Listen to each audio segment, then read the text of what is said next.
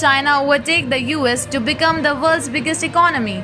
Few questions are more consequential, whether it's for executives wondering where long term profits will come from, investors weighing the dollar's status as global reserve currency, or generals strategizing over geopolitical flashpoints. In Beijing, where they have been just celebrating the 100th anniversary of the Chinese Communist Party, leaders are doing their best to present the baton change as imminent and inevitable. The Chinese nation President Xi Jinping said last week is marching towards a great rejuvenation at an unstoppable pace. Early in the COVID-19 crisis, when China managed to control infections and maintain growth even as the US suffered hundreds of thousands of deaths and a crunching recession, many were inclined to agree. More recently, an unexpectedly fast US recovery has illustrated just how much uncertainty remains around the timing of the transition and even whether it will happen at all.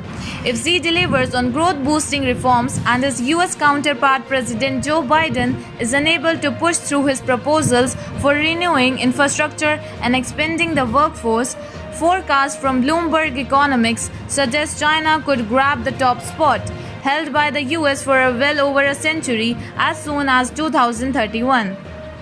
But that outcome is far from guaranteed. China's reform agenda is already languishing, tariffs and other trade curbs are disrupting access to global markets and advanced technologies, and COVID stimulus has lifted debt to record levels. The nightmare scenario for Xi is that China could follow the same trajectory as Japan, also touted as a potential challenger to the US before it crashed 3 decades ago. A combination of reform failure, international isolation, and financial crisis could halt China before it reaches the top. Another possibility, enticing to the skeptics, if China's official GDP data is exaggerated, the gap between the world's biggest and the second biggest economies may be larger than it appears, and closing at a slower pace.